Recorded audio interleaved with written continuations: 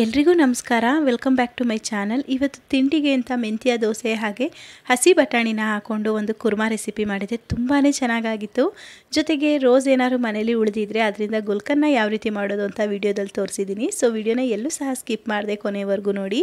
In case ನಿಮಗೇನಾದರೂ ಈ video ಸ್ವಲ್ಪನಾದರೂ helpful ಅಂತ ಅನಿಸಿದ್ರೆ ನನ್ನ ಚಾನಲ್ನ ಸಬ್ಸ್ಕ್ರೈಬ್ ಮಾಡ್ಕೊಳ್ಳಿ. ಹಾಗೆ ಈ ವಿಡಿಯೋನ ನಿಮ್ಮ ಫ್ಯಾಮಿಲಿ ಫ್ರೆಂಡ್ಸ್ ಎಲ್ಲರಿಗೂ ಶೇರ್ ಮಾಡಿ. ಇವತ್ತು ಮಂಗಳವಾರ ಬೆಳಿಗ್ಗೆಯಿಂದ ವ್ಲಾಗ್ನ ಸ್ಟಾರ್ಟ್ ಮಾಡ್ತಾ ಇದ್ದೀನಿ. ನಮ್ಮನೇಲಿ ನಾನಾಗಲಿ ಮಕ್ಕಳಾಗಲಿ ಯಾರೂ ಬೆಳಿಗ್ಗೆ ಕಾಫಿ ಅಥವಾ ಹಾಲನ್ನು ಕುಡಿಯೋದಿಲ್ಲ. ನನ್ನ ಹಸ್ಬೆಂಡ್ ಒಬ್ಬರೇ ಕಾಫಿ ಕುಡಿಯೋದು. ಹಾಗಾಗಿ ಫಸ್ಟು ಅವ್ರಿಗೆ ಕಾಫಿನ ಮಾಡಿಕೊಟ್ಟು ನಂತರ ಬೇರೆ ಕೆಲಸಗಳನ್ನ ಮಾಡ್ಕೊಳ್ತೀನಿ. ನಾನು ಮಕ್ಕಳಿಗೆ 2 ಟೈಮ್ ಹಾಲನ್ನು ಕೊಡೋದಿಲ್ಲ. ಯಾಕೆ ಅಂತ ಅಂದರೆ ಬೆಳಿಗ್ಗೆ ಹಾಲನ್ನು ಕೊಟ್ಟರೆ ತಿಂಡಿ ಸರಿಯಾಗಿ ಮಾಡಲ್ಲ, ಜೊತೆಗೆ ಕಫ ಕಟ್ಟುತ್ತೆ. ಪ್ಯಾಕೆಟ್ ಹಾಲನ್ನು ಕುಡಿಯೋದ್ರಿಂದ ಕಫ ಜಾಸ್ತಿ ಆಗುತ್ತೆ ಅಂತ ಹೇಳ್ತಾರೆ. ಹಾಗಾಗಿ ಸಂಜೆ ಹೊತ್ತು ಮಾತ್ರ ಹಾಲನ್ನು ಕೊಡ್ತೀನಿ. ಈಗ ಬಿಸಿಲು ಜಾಸ್ತಿ ಇರೋದ್ರಿಂದ ದೇಹಕ್ಕೆ ತಂಪು ಅಂತ ಮೆಂತ್ಯ ದೋಸೆಗೆ ನೆನೆ ಹಾಕ್ಕೊಂಡಿದ್ದೆ. ಹಿಂದಿನ ದಿನವೇ ರುಬ್ಬಿಟ್ಟಿದ್ದಂತಹ ಹಿಟ್ಟು ಬೆಳಿಗ್ಗೆ ಚೆನ್ನಾಗಿ ಹುಳಿ ಬಂದಿದೆ. ಸೊ ಈ ರೀತಿಯಾಗಿರಬೇಕು. ತುಂಬ ಜಾಸ್ತಿ ಹಿಟ್ಟು ಹುಳಿ ಬಂದುಬಿಟ್ರೂ ಸಹ ದೋಸೆ ಚೆನ್ನಾಗಾಗಲ್ಲ. ಇದಕ್ಕೆ ಒಂದು ಸಿಂಪಲ್ಲಾಗಿ ಬಟಾಣಿ ಕುರ್ಮನ ಮಾಡ್ಕೊಳ್ತಾ ಇದ್ದೀನಿ. ಇದನ್ನು ಮಾಡ್ಕೊಳ್ಳೋದಕ್ಕೆ ಮಿಕ್ಸರ್ ಜಾರ್ಗೆ ಅರ್ಧ ಈರುಳ್ಳಿ ಹಾಗೆ 1 ಟೊಮೊಟೊ, 2 ಹಸಿಮೆಣಸಿನ್ಕಾಯಿ, 1 ಕಪ್ ಆಗುವಷ್ಟು ತೆಂಗಿನಕಾಯಿ ತುರಿ, 1 ಚಕ್ಕೆ, 1 ಲವಂಗ, 2 ಸ್ಪೂನ್ ಆಗುವಷ್ಟು ಸಾಂಬಾರು ಪುಡಿನ ಹಾಕ್ಕೊಂಡಿದ್ದೀನಿ. ಅಂದರೆ ಮಾಂಸ ಸಾರು ಪುಡಿ ಅಂತ ಹೇಳ್ತೀವಲ್ವ, ನಾನ್ ವೆಜ್ಗೆಲ್ಲ ಹಾಕ್ತೀವಲ್ಲ, ಆ ಸಾಂಬಾರು ಪುಡಿನ ಹಾಕ್ಕೊಂಡು ಸ್ವಲ್ಪ ಕೊತ್ತಂಬರಿ ಸೊಪ್ಪನ್ನ ಸೇರಿಸಿ ನುಣ್ಣಗೆ ರುಬ್ಕೋಬೇಕು. ಈಗ ಒಂದು ಪಾತ್ರೆ ಇಟ್ಕೊಂಡು ಅದಕ್ಕೆ ಎಣ್ಣೆ, ಚಕ್ಕೆ, ಲವಂಗ, ಏಲಕ್ಕಿ ಹಾಗೆ ಬಿರಿಯಾನಿ ಎಲೆ, 1 ಸ್ಪೂನ್ ಆಗುವಷ್ಟು ಜೀರಿಗೆನ ಹಾಕ್ಕೊಂಡು ಇಲ್ಲಿ 1 ಕಪ್ ಆಗುವಷ್ಟು ಹಸಿ ಬಟಾಣಿನ ಹಾಕಿ ಫ್ರೈ ಮಾಡ್ಕೊಳ್ತಾ ಇದ್ದೀನಿ. ಒಂದೇ ಥರ ಗ್ರೇವಿಗಳನ್ನ ತಿಂದು ಬೇಜಾರಾಗ್ತಾ ಇದೆ ಅಂದರೆ ಒಮ್ಮೆ ಇದನ್ನು ಒಂದು ಸಲ ಟ್ರೈ ಮಾಡಿ ನೋಡಿ. ತುಂಬಾ ಚೆನ್ನಾಗಾಗುತ್ತೆ. ಕಡಿಮೆ ಮಸಾಲೆ ಇರುತ್ತೆ, ಬಟ್ ರುಚಿ ಮಾತ್ರ ಅದ್ಭುತವಾಗಿರುತ್ತೆ. ಇದಕ್ಕೆ ಇವಾಗ ಬಿಡಿಸಿ ಬಿಸಿನೀರಲ್ಲಿ ನೆನೆಸಿಟ್ಟಿದ್ದಂತಹ 1 ಹೂಕೋಸನ್ನು ಹಾಕ್ಕೊಂಡಿದ್ದೀನಿ. ನಾನು ಹಿಂದಿನ ದಿನವೇ ಹೂಕೋಸನ್ನೆಲ್ಲ ಬಿಡಿಸಿ ಫ್ರಿಜ್ಜಲ್ಲಿ ಎತ್ತಿಟ್ಕೊಂಡಿದ್ದೆ. ಸೊ ಬೆಳಿಗ್ಗೆ ಬೇಗ ಆಗುತ್ತೆ ಮಾಡ್ಕೊಳ್ಳೋದಕ್ಕೆ ಅಂತ. ಮಸಾಲೆನ ಸೇರಿಸಿದ್ಮೇಲೆ ಅದನ್ನು ಸ್ವಲ್ಪ ಫ್ರೈ ಮಾಡ್ಕೋಬೇಕು. ಅದೆಲ್ಲ ಫ್ರೈ ಆಗಿ ಎಣ್ಣೆ ಬಿಡುತ್ತೆ, ಅಲ್ಲಿವರೆಗೂ ಫ್ರೈ ಮಾಡ್ಕೊಳ್ತಿದ್ದೀನಿ. ಇದೆಲ್ಲ ಚೆನ್ನಾಗಿ ಫ್ರೈ ಆಗ್ತಿದ್ದಾಗೇ ಜಾರ್ಗೆ ಸ್ವಲ್ಪ ನೀರನ್ನು ಸೇರಿಸ್ಕೊಂಡು ಇದಕ್ಕೆ ಹಾಕ್ತಾಯಿದ್ದೀನಿ. ನಾನಿಲ್ಲಿ ಗ್ರೇವಿ ಮಾಡ್ತಾ ಇರೋದ್ರಿಂದ ತುಂಬ ಜಾಸ್ತಿ ತೆಳುವಾಗಿಯೂ ಇಲ್ಲ, ಹಾಗೆ ತುಂಬ ಗಟ್ಟಿನೂ ಸಹ ಮಾಡ್ಕೊಳ್ತಾ ಇಲ್ಲ, ಹದವಾಗಿ ಮಾಡ್ಕೊಳ್ತಾ ಇದ್ದೀನಿ. ರುಚಿಗೆ ಎಷ್ಟು ಬೇಕಾಗುತ್ತೆ ಅಷ್ಟು ಉಪ್ಪನ್ನ ಸೇರಿಸಿ ಮಿಕ್ಸ್ ಮಾಡಿಕೊಂಡು ಲಿಡ್ನ ಕ್ಲೋಸ್ ಮಾಡಿ ಇದನ್ನು ಒಂದು 10 ನಿಮಿಷ ಸ್ಟವ್ನ ಸಿಮ್ಮಲ್ಲಿಟ್ಟು ಬೇಯಿಸ್ಕೋಬೇಕು. ಹಸಿ ಬಟಾಣಿ ಹಾಗೆ ಹೂಕೋಸು ಆಗಿರೋದ್ರಿಂದ ತುಂಬ ಬೇಗ ಬೇಯುತ್ತೆ. ಕುಕ್ಕರ್ಗೆ ಹಾಕ್ತೀನಿ ಅನ್ನೋರಾದರೆ 1 ವಿಷಲ್ನ ಕೂಗಿಸ್ಕೊಂಡ್ರೆ ಸಾಕಾಗುತ್ತೆ. ತುಂಬ ಬೇಗ ಆಗಿಬಿಡುತ್ತೆ, ಜಾಸ್ತಿ ಸಮಯ ಸಹ ಬೇಕಾಗೋದಿಲ್ಲ ಈ ಒಂದು ಗ್ರೇವಿನ ಮಾಡೋದಕ್ಕೆ. ಒಂದು ಸೈಡ್ ಬಿಸಿನೀರನ್ನ ಕಾಯೋದಕ್ಕೆ ಇಟ್ಕೊಂಡು ಇನ್ನೊಂದು ಸೈಡಲ್ಲಿ ನಾನು ಇಲ್ಲಿ ದೋಸೆನ ಹಾಕ್ಕೊಳ್ತಾ ಇದ್ದೀನಿ. ನಾನು ಕಬ್ಬಿಣದ ತವ ಬಳಸ್ತಾ ಇರೋದ್ರಿಂದ ಸ್ವಲ್ಪ ಎಣ್ಣೆ ಮತ್ತು ಈರುಳ್ಳಿನ ಹಚ್ಚಿ ಈ ರೀತಿಯಾಗಿ ಸ್ಪ್ರೆಡ್ ಮಾಡ್ಕೊಳ್ತಿದ್ದೀನಿ.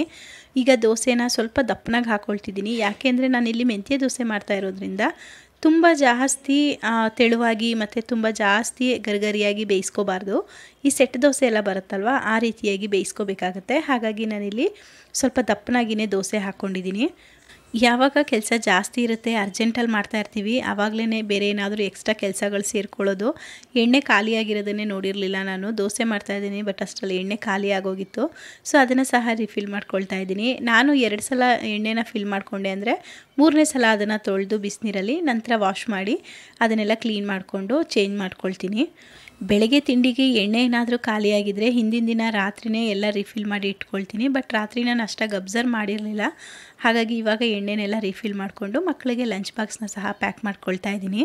ನಮ್ಮನೇಲಿ 2 ಮಕ್ಕಳಿರೋದ್ರಿಂದ ನನಗಂತೂ ಎಕ್ಸಾಮ್ ಮುಗಿದ್ರೆ ಸಾಕಪ್ಪ ಅನ್ನಿಸ್ಬಿಟ್ಟಿದೆ. ಒಬ್ಬ ಹುಷಾರು ತಪ್ಪದ ಅಂದರೆ ಮತ್ತೊಬ್ಬ ಹುಷಾರು ತಪ್ತಾನೆ, ಒಬ್ಬ ಕೆಮ್ದ ಅಂತ ಅಂದರೆ ಇನ್ನೊಬ್ಬನ ಕೆಮ್ಮು ಸ್ಟಾರ್ಟ್ ಆಗುತ್ತೆ. ಜ್ವರ ಎಲ್ಲ ಕಡಿಮೆ ಆದರೂ ಸಹ ಕೆಮ್ಮು ಕಡಿಮೆ ಆಗ್ತಾಯಿಲ್ಲ. ಹಾಗಾಗಿ ಹಿಂದಿನ ದಿನ ಆಸ್ಪತ್ರೆಗೆ ಹೋಗಿ ಚಿಕ್ಕವನಿಗೆ ತೋರಿಸ್ಕೊಬಂದಿದ್ವಿ.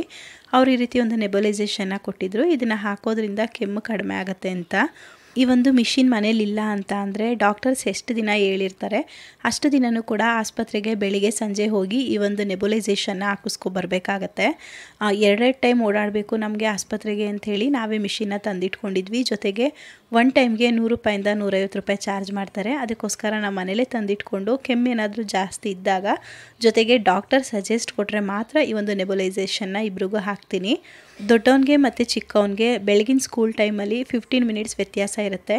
ದೊಡ್ಡವನು ಹೋಗಿ ಒಂದು 10-15 ನಿಮಿಷ ಆದಮೇಲೆ ಚಿಕ್ಕವನು ಹೋಗ್ತಾನೆ. ಸೊ ಅವನಿಗೆ ನೆಬುಲೈಸೇಷನ್ ಎಲ್ಲ ಹಾಕಿ ಅವನ್ನ ಸ್ಕೂಲಿಗೆ ಕಳಿಸಿದ್ಮೇಲೆ ನಾನು ಸಹ ತಿಂಡಿನ ಮಾಡ್ಕೊಳ್ತೀನಿ. ಯೂಶ್ವಲಾಗಿ ನಮ್ಮ ಮನೇಲಿ ಮಕ್ಕಳಿರುವಾಗಲೇ ಅವ್ರ ಜೊತೆ ಬೆಳಗಿನ ತಿಂಡಿನ ಮಾಡ್ಕೊಳ್ತೀವಿ. ಆದರೆ ಈ ರೀತಿ ಚಪಾತಿ, ದೋಸೆ ಸ್ವಲ್ಪ ಕೆಲಸ ಜಾಸ್ತಿ ಇದೆ ಅನ್ನೋ ಟೈಮಲ್ಲಿ ಮಾತ್ರ ಲೇಟಾಗಿ ತಿಂಡಿನ ಮಾಡ್ತೀನಿ. ಯಾವಾಗಲೂ ತರಕಾರಿಗಳನ್ನ ಆನ್ಲೈನಲ್ಲೇ ತರಿಸ್ಕೊಳ್ತೀನಿ. ಬಟ್ ಸೊಪ್ಪಾದರೆ ನನಗೇನೋ ಅಷ್ಟಾಗಿ ಆನ್ಲೈನಲ್ಲಿ ಸೊಪ್ಪು ಇಷ್ಟ ಆಗಲ್ಲ. ಹಾಗಾಗಿ ಮನೆ ಹತ್ರ ಇರುವಂತಹ ಲೋಕಲ್ ಮಾರ್ಕೆಟ್ಗೆ ಹೋಗಿ ಈ ರೀತಿ ಸೊಪ್ಪು ಮತ್ತು ನಿಂಬೆಹಣ್ಣನ್ನೆಲ್ಲ ತಂದಿಟ್ಕೊಳ್ತೀನಿ. ಆನ್ಲೈನಲ್ಲಾದರೆ ನಿಂಬೆಹಣ್ಣು ಪೀಸ್ ಲೆಕ್ಕ ಇರಲ್ಲ, ಗ್ರಾಮ್ ಲೆಕ್ಕದಲ್ಲಿರುತ್ತೆ. ಜೊತೆಗೆ ನಾನೊಂದು 2-3 ಸಲ ಆರ್ಡರ್ ಮಾಡಿದಾಗ ನಿಂಬೆಹಣ್ಣು ಅಷ್ಟು ಚೆನ್ನಾಗಿ ಬಂದಿರಲಿಲ್ಲ. ಅದಕ್ಕೋಸ್ಕರ ಮನೆ ಹತ್ರನೇ ತರ್ತೀನಿ. ಮಧ್ಯಾಹ್ನದ ಊಟಕ್ಕೆ ಮಸೊಪ್ಪು ಸಾಂಬಾರನ್ನ ಮಾಡ್ಕೊಳ್ಳೋಣ ಅಂತ ಸೊಪ್ಪನ್ನೆಲ್ಲ ಬಿಡಿಸಿ ಇಟ್ಕೊಳ್ತಾ ಇದ್ದೀನಿ. ನಾನಿಲ್ಲಿ ಎಲ್ಲ ರೀತಿ ಸೊಪ್ಪುಗಳನ್ನೂ ಹಾಕ್ಕೊಳ್ತೀನಿ. ಅಂದರೆ ಗಣಕೆ ಸೊಪ್ಪು, ಮೆಂತ್ಯ ಸೊಪ್ಪು, ಪಾಲಕ್ ಸೊಪ್ಪು, ಜೊತೆಗೆ ಸಬ್ಬಸಿಗೆ ಸೊಪ್ಪು, ಈಗ ಯಾವ ಸೊಪ್ಪಿರುತ್ತೆ ಅದೆಲ್ಲ ಸೊಪ್ಪನ್ನು ಹಾಕಿ ಮಸೊಪ್ಪು ಸಾಂಬಾರು ಮಾಡ್ಕೊಳ್ತೀನಿ. ಬೆಂಗಳೂರಲ್ಲಿ ಇಷ್ಟು ವರ್ಷದಕ್ಕಿಂತ ಈ ಸಲ ತುಂಬಾ ಬಿಸಿಲು, ತುಂಬ ಸೆಕೆ ಅಂತ ಅನಿಸುತ್ತೆ. ಆದರೆ ಈ ಟೈಮಲ್ಲೇ ಯಾರು ನೋಡಿದ್ರೂ ಕೆಮ್ಮು ಮತ್ತು ಶೀತ ಆಗಿದೆ ಅಂತ ಹೇಳ್ತಾರೆ. ನನ್ನ ಮನೇಲಂತೂ ಜ್ವರ ಎಲ್ಲ ಕಡಿಮೆ ಆದರೂ ಸಹ ಕೆಮ್ಮು ಕಡಿಮೆ ಆಗ್ತಾಯಿಲ್ಲ. ಅದಕ್ಕೋಸ್ಕರ ಗಣಕೆ ಸೊಪ್ಪನ್ನೇ ಸ್ವಲ್ಪ ಜಾಸ್ತಿ ಹಾಕಿ ಇವತ್ತು ಮಸೊಪ್ಪು ಸಾಂಬಾರನ್ನ ಮಾಡ್ತಾಯಿದ್ದೀನಿ.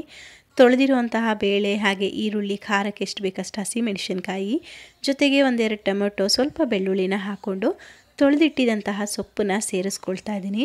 ಇಲ್ಲಿ ಸೊಪ್ಪು ಬೇಯೋದಕ್ಕೆ ಎಷ್ಟು ಬೇಕಾಗುತ್ತೆ ಅಷ್ಟು ಮಾತ್ರ ನೀರನ್ನು ಸೇರಿಸ್ಕೊಂಡು ಇದನ್ನು 2 ವಿಷಲ್ ಕೂಗಿಸ್ಕೋಬೇಕು. ಸೊಪ್ಪು ಜೊತೆಗೇ ಈರುಳ್ಳಿ ಬೆಳ್ಳುಳ್ಳಿನೂ ಸಹ ತಂದಿದ್ದೆ. ಈಗ ಈರುಳ್ಳಿ ಮತ್ತು ಬೆಳ್ಳುಳ್ಳಿ ರೇಟ್ ತುಂಬಾ ಕಡಿಮೆ ಇರೋದ್ರಿಂದ 100 ರೂಪಾಯಿಗೆ 4 kg ಈರುಳ್ಳಿ, ಹಾಗೆ 100 ರೂಪಾಯಿಗೆ 1 kg ಬೆಳ್ಳುಳ್ಳಿ ಇತ್ತು. ಹಾಗಾಗಿ 1 kg ಆಗುವಷ್ಟೇ ಬೆಳ್ಳುಳ್ಳಿನ ತಗೊಬಂದೆ. ಶುಂಠಿ ಬೆಳ್ಳುಳ್ಳಿ ಪೇಸ್ಟನ್ನು ಮಾಡಿಟ್ಕೊಳ್ತೀನಿ ಫ್ರಿಜ್ಜಲ್ಲಿ. ಹಾಗಾಗಿ ಬೆಳ್ಳುಳ್ಳಿ ಸ್ವಲ್ಪ ಜಾಸ್ತಿನೇ ತಗೊಬಂದಿದ್ದೀನಿ. ಅದನ್ನೆಲ್ಲ ಸ್ಟೋರ್ ಮಾಡಿಕೊಂಡು ಈಗ ತಣ್ಣಗಾಗಿದ್ದಂತಹ ಸೊಪ್ಪನ್ನು ಈ ರೀತಿ ರುಬ್ಬಿ ಇಟ್ಕೊಂಡಿದ್ದೀನಿ. ನಮ್ಮನೇಲಿ ಸ್ವಲ್ಪ ಮಸಿದ್ರೆ ಯಾರು ಸೊಪ್ಪೆಲ್ಲ ಬಾಯಿಗೆ ಸಿಕ್ಕಿದ್ರೆ ಅಷ್ಟಾಗಿ ತಿನ್ನಲ್ಲ. ಅದಕ್ಕೋಸ್ಕರ ಮಿಕ್ಸಿಗೆ ಹಾಕಿ 1-2 ಸಲ ಇದನ್ನು ಗ್ರೈಂಡ್ ಮಾಡ್ಕೊಳ್ತೀನಿ ಅಷ್ಟೇ. ಪಾತ್ರೆಗೆ ಸ್ವಲ್ಪ ಎಣ್ಣೆ, ಸಾಸಿವೆ, ಕರಿಬೇವನ್ನು ಹಾಕಿ ಒಗ್ಗರಣೆ ಮಾಡಿ ಇದಕ್ಕೆ ರುಬ್ಬಿಟ್ಟಿದಂತಹ ಸೊಪ್ಪನ್ನು ಸೇರಿಸ್ಕೊಂಡು ಸ್ವಲ್ಪ ನೀರನ್ನು ಹಾಕಿ ರುಚಿಗೆ ಎಷ್ಟು ಬೇಕಾಗುತ್ತೆ ಅಷ್ಟು ಉಪ್ಪನ್ನು ಸೇರಿಸಿ 1 ಸ್ಪೂನ್ ಆಗುವಷ್ಟು ಧನಿಯಾ ಪುಡಿನ ಹಾಕ್ಕೊಂಡು ಒಂದು 5 ನಿಮಿಷ ಕುದಿಸ್ಕೊಂಡ್ರೆ ಸಾಕು. ನಮಗೆ ಆರೋಗ್ಯಕರವಾಗಿರುವಂತಹ ಮಸೊಪ್ಪು ಸಾಂಬಾರು ರೆಡಿ ಆಗುತ್ತೆ. ಇದು ಕುದಿ ಬರೋಷ್ಟರಲ್ಲಿ ಇನ್ನೊಂದು ಸೈಡಲ್ಲಿ ಮುದ್ದೆನೂ ಸಹ ಮಾಡ್ಕೊಳ್ತಾ ಇದ್ದೀನಿ. ಸಾಮಾನ್ಯವಾಗಿ ಮಧ್ಯಾಹ್ನದ ಹೊತ್ತು ನಾನು ಮುದ್ದೆ ಮಾಡಲ್ಲ, ಯಾಕೆ ಅಂದರೆ ಮಕ್ಕಳು ಯಾರೂ ಇರಲ್ಲ ಅಂತ. ಬಟ್ ಏನಾದರೂ ಅನ್ನ ಸ್ವಲ್ಪ ಇದೆ, ಅನ್ನಕ್ಕೆ ಇಡಬೇಕು ಅಂದರೆ ಮಾತ್ರ ನಾನು ಈ ರೀತಿ ಮುದ್ದೆನ ಮಾಡ್ಕೊಳ್ತೀನಿ.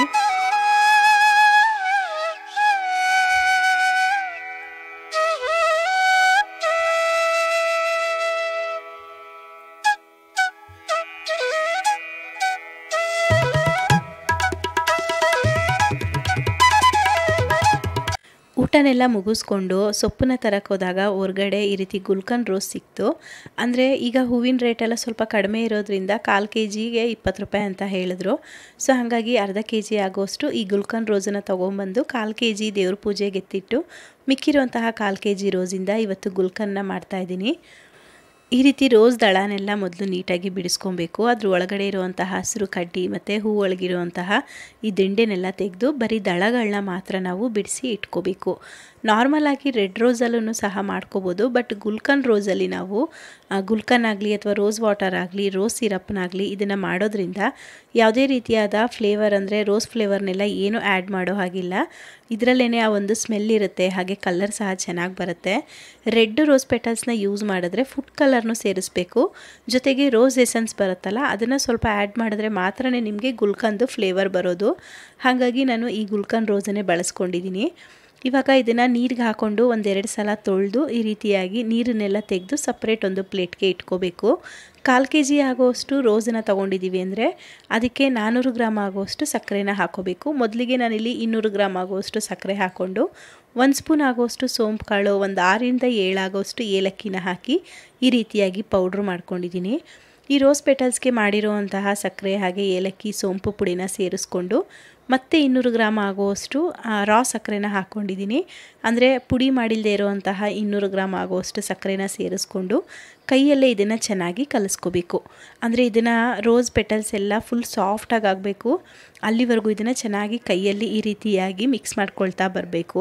ಒಂದು ವೇಳೆ ನಿಮಗೆ ಈ ರೋಸನ್ನೇ ಬಳಸಿದ್ರೂ ಸಹ ಸ್ಮೆಲ್ಲೆಲ್ಲ ಸ್ಟ್ರಾಂಗಾಗಿ ಬರಬೇಕು ಅಂತ ಅಂದರೆ ರೋಸ್ ಎಸೆನ್ಸನ್ನು ಸೇರಿಸ್ಕೋಬೋದು. ನಿಮ್ಗೆ ಇನ್ನೂ ಸ್ಮೆಲ್ ಸ್ವಲ್ಪ ಸ್ಟ್ರಾಂಗಾಗಿ ಚೆನ್ನಾಗಿ ಬರುತ್ತೆ. ಬಟ್ ಇದು ಮಾತ್ರ ಸೇಮ್ ಅಂಗಡಿಯಿಂದ ತಂದರೆ ಯಾವ ಥರ ಇರುತ್ತೆ ಗುಲ್ಕನ್ನು ಅದೇ ರೀತಿಯೇ ಬಂದಿತ್ತು. ನನಗಂತೂ ತುಂಬಾ ಇಷ್ಟ ಆಯಿತು. ಈ ರೀತಿ ಕೈಯಲ್ಲಿ ಇದನ್ನೆಲ್ಲ ಚೆನ್ನಾಗಿ ಮಿಕ್ಸ್ ಮಾಡ್ಕೊಂಡ್ಮೇಲೆ 1 ಸ್ಪೂನ್ ಆಗೋಷ್ಟು ಜೇನುತುಪ್ಪನ ಹಾಕ್ಕೊಂಡಿದ್ದೀನಿ. ಜೇನುತುಪ್ಪ ಸೇರಿಸಿದ್ಮೇಲೆ ಆ ಸಕ್ಕರೆ ಎಲ್ಲ ಸ್ವಲ್ಪ ಅಂದರೆ ಅಂಟು ರೀತಿ ಬರೋದು, ಅದಕ್ಕೋಸ್ಕರ ಒಂದು ಸ್ವಲ್ಪ ಜೇನುತುಪ್ಪನ ಸೇರಿಸಿ ಮಿಕ್ಸ್ ಮಾಡಿಕೊಂಡು ಇದನ್ನು ಒಂದು ಗ್ಲಾಸ್ ಜಾರ್ಗೆ ಸೇರಿಸ್ಕೊಳ್ತಾ ಇದ್ದೀನಿ. ಆದಷ್ಟು ಗುಲ್ಕನ್ನ ಗ್ಲಾಸ್ ಜಾರಲ್ಲೇ ಇಡಿ, ಆವಾಗ ಯಾವುದೇ ರೀತಿಯಾದ ಸ್ಮೆಲ್ ಬರೋದಾಗಲಿ ಅದೇನೂ ಆಗಲ್ಲ, ಜೊತೆಗೆ ಟೇಸ್ಟು ಸಹ ಚೆನ್ನಾಗಿರುತ್ತೆ, ಬೇಗ ಹಾಳಾಗಲ್ಲ. ಇದನ್ನು ಇವಾಗ ಏನಿಲ್ಲ ಅಂದರೂ ಒಂದು 3 ದಿನನಾದರೂ ಬಿಸಿಲಲ್ಲಿ ಇಡಬೇಕು. ಬಿಸಿಲಲ್ಲಿ ಇಡೋದ್ರಿಂದ ಆ ರೋಸಲ್ಲಿರುವಂತಹ ಬಣ್ಣಗಳೆಲ್ಲ ಚೆನ್ನಾಗಿ ಬಿಡುತ್ತೆ, ಸಕ್ಕರೆ ಪಾಕನೂ ಸಹ ಪಿಂಕ್ ಕಲರ್ಗೆ ತಿರುಗುತ್ತೆ. ಜೊತೆಗೆ ಆ ನೀರು ಥರ ಏನಿದೆ ಅದನ್ನೆಲ್ಲ ಹೀರ್ಕೊಂಡು ಸ್ವಲ್ಪ ಗಟ್ಟಿಯಾಗುತ್ತೆ ಗುಲ್ಕನ್ನು. ಅದಕ್ಕೋಸ್ಕರ ಇದನ್ನು 3 ದಿನ ಚೆನ್ನಾಗಿರೋ ಬಿಸಿಲಲ್ಲಿಟ್ಟರೆ ನಮಗೆ ಮನೇಲೇ ಮಾಡಿರುವಂತಹ ರೋಸ್ ಗುಲ್ಕನ್ ರೆಡಿ ಆಗುತ್ತೆ. ನೋಡಿ, ನಾನು ಯಾವುದೇ ರೀತಿಯಾದ ಕಲರ್ ಆಗಲಿ ಅದೇನು ಆ್ಯಡ್ ಮಾಡಿಲ್ಲ, ಎಷ್ಟು ಚೆನ್ನಾಗಿ ಕಾಣಿಸ್ತಾ ಇದೆ ಅಂತ. ನಾನು ಈ ಒಂದು ಗುಲ್ಕನ್ನ ಮಾಡಿದ್ದು ಮಂಗಳವಾರ ಅಲ್ವಾ, ಬಟ್ ನಾನು ವಿಡಿಯೋ ಅಪ್ಲೋಡ್ ಮಾಡ್ತಿರೋದು ಗುರುವಾರ ಅಲ್ವಾ, ಸೊ ಅಲ್ಲಿಗೆ 3 ದಿನ ಆಗಿತ್ತು. ನಮ್ಮನೇಲಂತೂ ನನ್ನ ಹಸ್ಬೆಂಡ್ ಮಕ್ಕಳು ಎಲ್ಲರೂ ತುಂಬ ಇಷ್ಟಪಟ್ಟು ಗುಲ್ಕನ್ ಸೇಮ್ ಅಂಗಡೀಲಿ ಯಾವ ಥರ ತರ್ತೀವಿ ಅದೇ ರೀತಿಯೇ ಇದೆ ಅಂತ ತುಂಬ ಇಷ್ಟಪಟ್ಕೊಂಡು ತಿಂದರು. ನೆಕ್ಸ್ಟ್ ಟೈಮ್ ಏನಾದರೂ ನನಗೆ ಈ ಒಂದು ಗುಲ್ಕನ್ ರೋಸ್ ಸಿಕ್ಕಿದ್ರೆ 1 kg ಆಗೋಷ್ಟು ಗುಲ್ಕನ್ನ ಮನೆಯಲ್ಲೇ ಮಾಡ್ಕೊಳ್ತೀನಿ.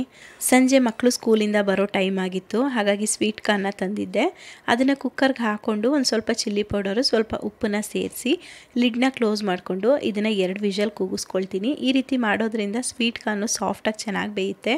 ಮೇಯ್ನ್ ಏನಂದರೆ ನನ್ನ ಮಗನಿಗೆ ಹಲ್ಗೆ ಕ್ಲಿಪ್ ಹಾಕಿರೋದ್ರಿಂದ ಅವನು ಸ್ವಲ್ಪ ಗಟ್ಟಿ ಇರೋ ಪದಾರ್ಥಗಳನ್ನ ತಿನ್ನಬಾರ್ದು, ಅದಕ್ಕೋಸ್ಕರ ಕುಕ್ಕರ್ಗೆ ಹಾಕ್ಕೊಳ್ತಾ ಇದ್ದೀನಿ.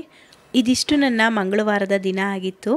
ವಿಡಿಯೋನ ಫಸ್ಟ್ ಟೈಮ್ ನೋಡ್ತಾ ಇದ್ದರೆ ನನ್ನ ಚಾನಲ್ನ ಸಬ್ಸ್ಕ್ರೈಬ್ ಮಾಡ್ಕೊಳ್ಳಿ, ಹಾಗೆ ಒಂದು ಲೈಕ್ ಮಾಡಿ ನಿಮ್ಮ ಫ್ಯಾಮಿಲಿ ಫ್ರೆಂಡ್ಸ್ ಎಲ್ಲರಿಗೂ ಶೇರ್